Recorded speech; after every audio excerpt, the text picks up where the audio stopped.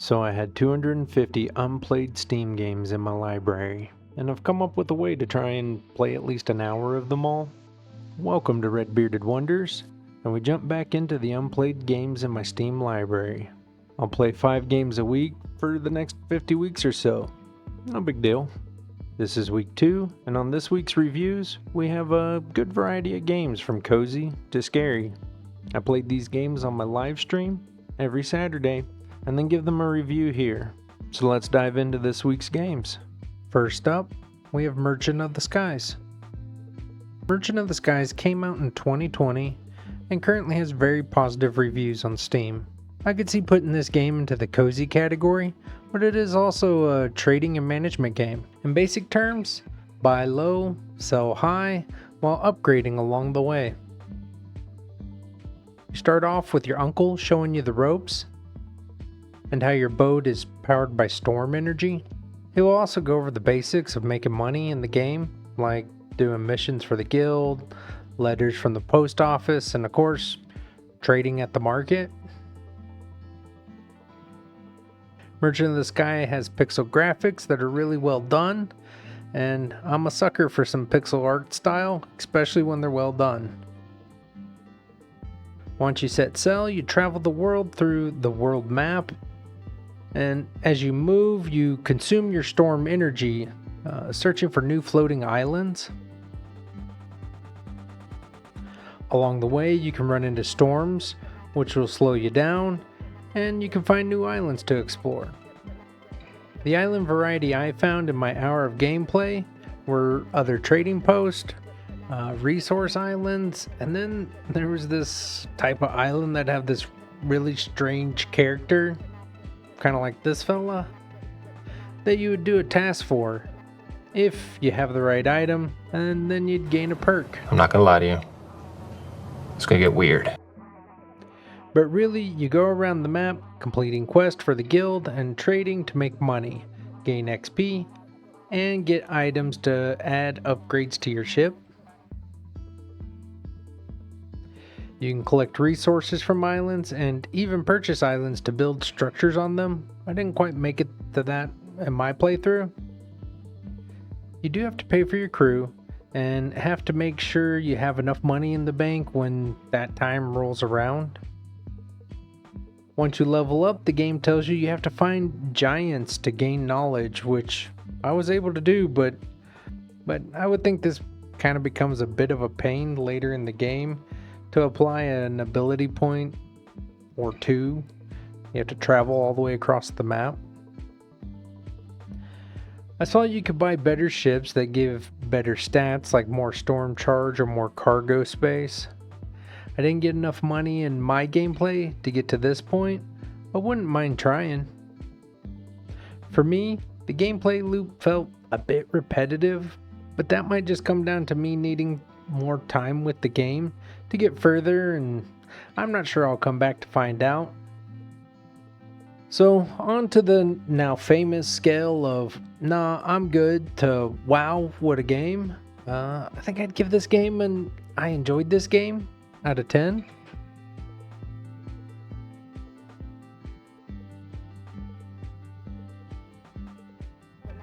Now let's move on to Overlord II. This game came out in 2009 and has very positive reviews on Steam. I remember playing Overlord when it first came out back in the day, and I really enjoyed it, so I was pretty excited to play this. Now, this is the first game in my series to crash OBS while I was trying to stream. So I wasn't able to play this one on the stream and ended up just playing it and recording it with a different app. And the only app that I could get this to work with while the game is running wasn't the best, so please forgive the quality and trust me when I say it looked better than it did in this capture. And actually, I was pretty impressed with the graphics, being a game that at this point is 16 years old. I mean, I'm not saying the graphics are amazing, and maybe my expectations were low, with the age of the game and everything, but I walked away thinking they were quite good. The Overlord series has a Pikmin-style gameplay. If you've ever played Pikmin, then you'll kind of catch on to this pretty quickly. And if you haven't played Pikmin, it's basically where your character controls a small group of minion-type characters. Now, maybe my mindset is of playing the first one back in the day versus now, but I felt like the original Overlord did a really good job at the minion controls. But as I played Overlord 2, those controls felt kind of clunky and a bit of a pain. Like there would be times you would send your minions out to fight or destroy an object and they would just run right past that person or object or item that you're wanting to loot. And then a lot of times, especially for like lootable items, I would just go pick them up myself. The most common example of this was when you attack an enemy and they are destroyed, they drop a life force orb, and you would send your minions out to attack and gather those, and I felt like more times than not they would come back without it. Now, I think some of this might fall into the camera angle. With Pikmin, the camera angle is more isometric than in Overlord. Overlord has a more over-the-shoulder third-person view, and I think sometimes it can play with the depth of where things are. And so when you send your minions out, sometimes I think it's user error of just running right past those objects. But with that said, I see why they did that camera angle. It gives the game a more RPG feel, and the story is a more RPG style story than what you would get out of your typical Pikmin game. And on the subject of story, at times it's quite funny, and then at other times it's a little messed up. In Overlord 2, and the first Overlord for that matter, you're the villain in this series, and you're wreaking havoc with your minions. But just before becoming the villain, you see that your character is teased and bullied as a child, which eventually leads to you becoming a villainous character.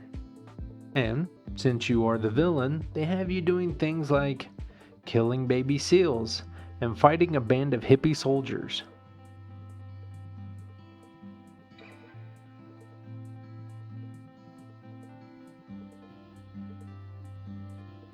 At my hour of gameplay, I didn't make it to a point where I could get any additional minions, which they allude to, and only gained one extra magic power, which was a bit underwhelming of a power.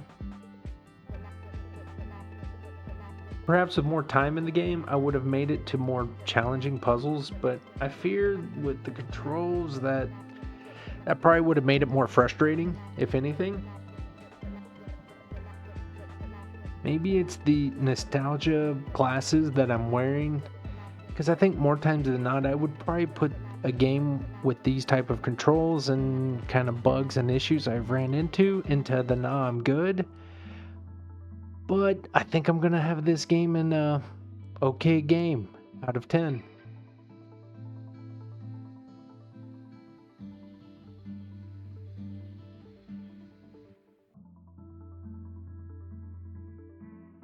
Next up, we have Souldiers, which came out in 2022 and has mixed reviews on Steam. This might be our first mixed review game. I don't recall having another mixed review game on Steam that we've done in this series. Souldiers is a pixel graphics Metroidvania action platformer. And again, we have another pixel graphics game, and again, I'm a sucker for pixel graphic games, and again, these are really well done. Another one. The game opens with you heading into battle, but then are caught in a cave collapse type deal. And it appears you survive that, but a Valkyrie shows up and lets everyone know that they have died or they will die or something to that effect, and then offers a portal to take them to what I believe is Valhalla. The early story is a little vague, but I think I grasped the general idea of it. I mean, it's weird to say that it was vague because it does go into quite a lot of detail, but it's just so all over the place. I mean, they give you lots of cutscenes and like little videos and tons of dialogue, but they never at any point really tell you what's going on. And I'm guessing that as the story progresses, they fill in the blanks a little bit more. But early on, you don't feel motivated for doing what you're doing. Anyways, after you show up in this new world, you choose a character class, and your options are Scout, Archer, and Caster, which basically break down to balanced, ranged, and glass cannon, you know? I went with the Scout since it was balanced, and I figured that would be a good kind of beginner starting point. So the combat feels pretty good with combos and a dash dodge type option. But one of the issues I ran into was when I tried to use a controller, it said it wasn't optimized for that. And for me personally, I prefer a controller for kind of platforming type games typically. And so quite possibly maybe that's where some of my control issues came from. But really, I felt like their key bindings were kind of awkward and didn't feel comfortably placed on the keyboard. You know, something minor like directions weren't WASD, WASD, they were the directional keys, which meant I was doing a lot of my movement with my right hand that just didn't really feel right to me. I probably should have at least changed the control bindings to something that felt a little smoother and comfortable for me,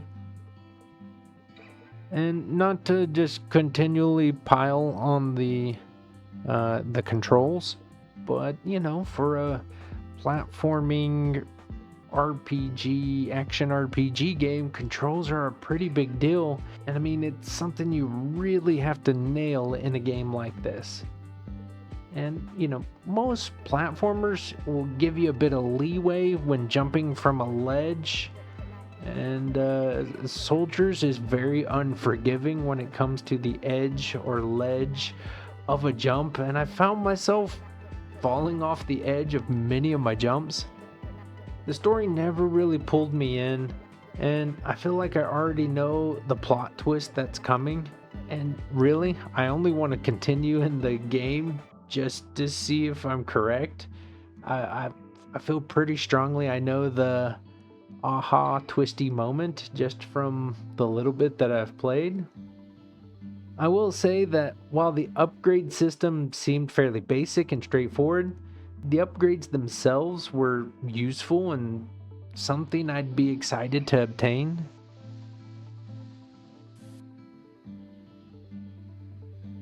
I really wanted to enjoy this game since, you know, the art style is singing my name here. But sadly, I think this game is going to fall into the, nah, I'm good out of 10.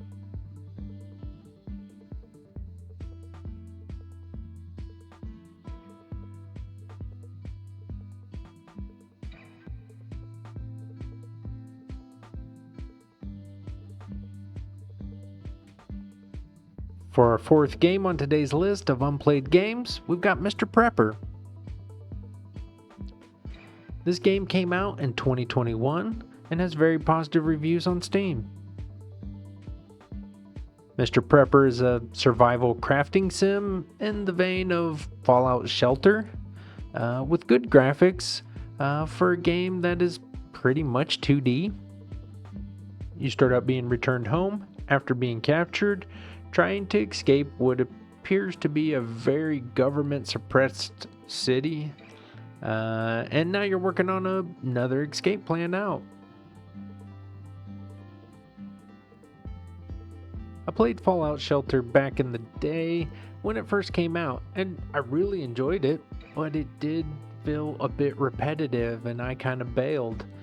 And I think Mr. Prepper breaks some of that up with things like you get the government agent coming to inspect your house to make sure you're still following all the government suppressed rules of the city. And another repetition break is going out into the woods to explore and do some animal trappings and things like that.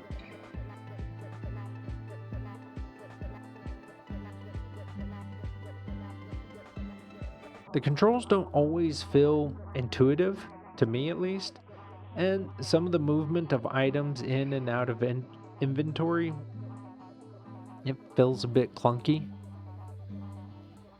But once you get the hang of it and know how and where to get all the stuff you kind of need, the game really starts getting into a nice flow.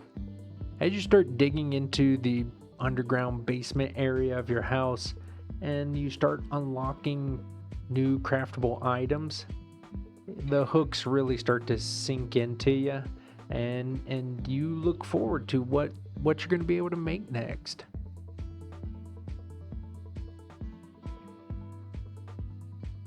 I can really see how the inspection visits could get quite worrisome the deeper you go, to where it creates an aspect of you having to rush out of your underground bunker area to hide all the evidence of what you're working on.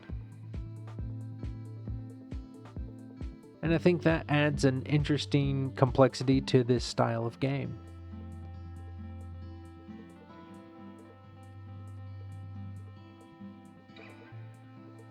Any games I've played in this style don't really let you leave your house or base type area. A lot of times they will have you send out someone to do exploring and see what they come back with type deal. But Mr. Prepper lets you head out of the house and into places like the forest. And as I kept playing, I could see where there was additional places you could unlock. And looking at the map, it looks like those could get quite varied and different.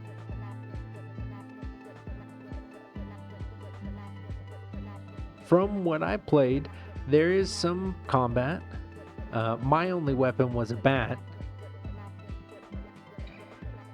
I had to fight off some wolves, and it wasn't easy, but it was fun. I would imagine that eventually you get to a point where you get maybe some guns or other weapons, and new enemies, obviously something other than wolves. But, I didn't make it to any of that in my 1 hour of play. I do enjoy crafting sims, but wasn't sure how I'd feel about a Fallout Shelter style crafting sim. And I have to say, I had a really good time playing Mr. Prepper.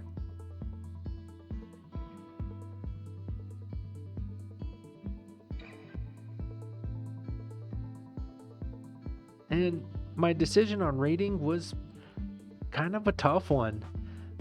But this game kind of falls into one of my favorite categories with survival and crafting, and the look and feel is unique and different. And so even with some of the clunky interfaces and controls that I ran into, and some of those might just be user error.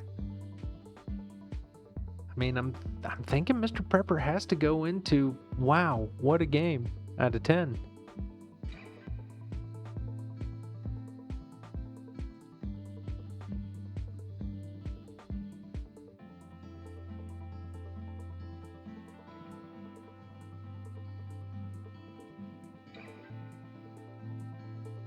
Last up, we've got Bendy and the Dark Revival.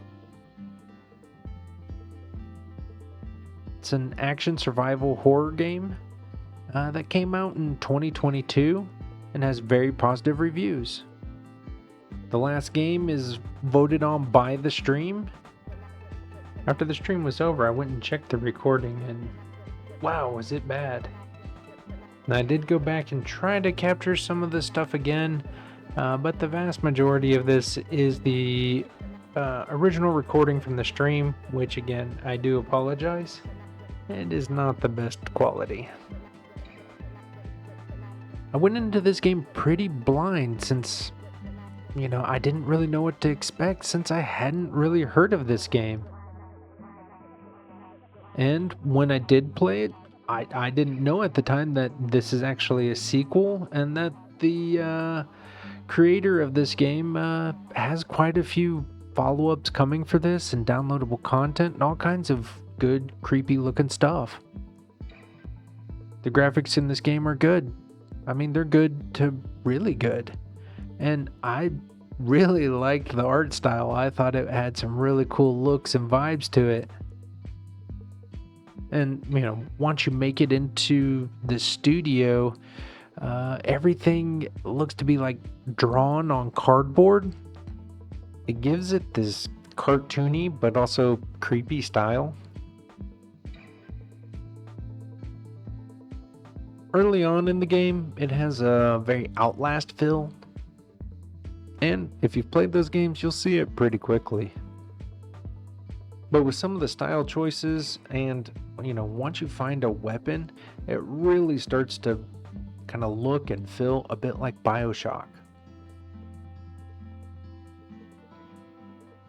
So you start out as Audrey, an animator at Arch Pictures, and you're about to head out for the night and end up having some trouble with like power and elevator. And Wilson, the janitor, tries to give you a hand, and he gives off some super creepy vibes in the process. Your move, creep. Eventually, you wake up in the studio, which is this creepy world that, as I said earlier, appears to be like drawn on cardboard. And there's these pools of ink everywhere. You've seemed to have been consumed by some ink on your arm or something crazy like that. As you progress, this place really gives off the creepy feels, you get those. Most games pull that off with like darkness and dark brooding, dark. But with everything having a paper cardboard color to it, everything is also kind of well lit. So it's kind of cool that you get the creepy feels in a well lit area. I think the sound and the contrast with like the dark pools of ink and just the outline to everything is how they pull that off.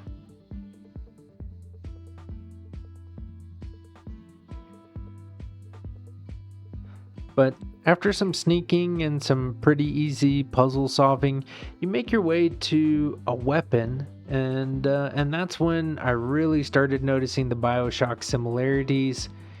Even with like the writings on the wall, the help from a radio device, and a bit of the combat.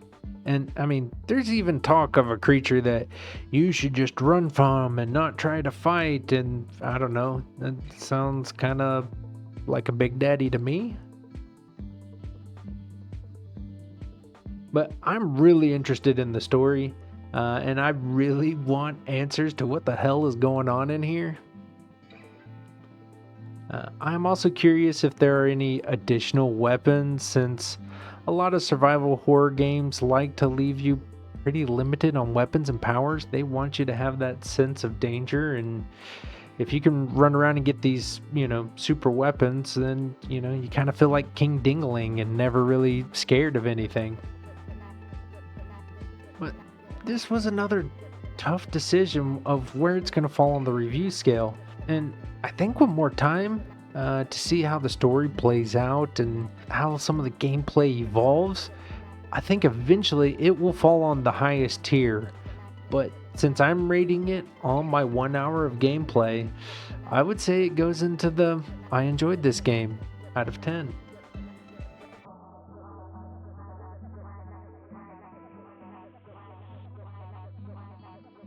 Well, that is 5 more games that we have now played and are off the list.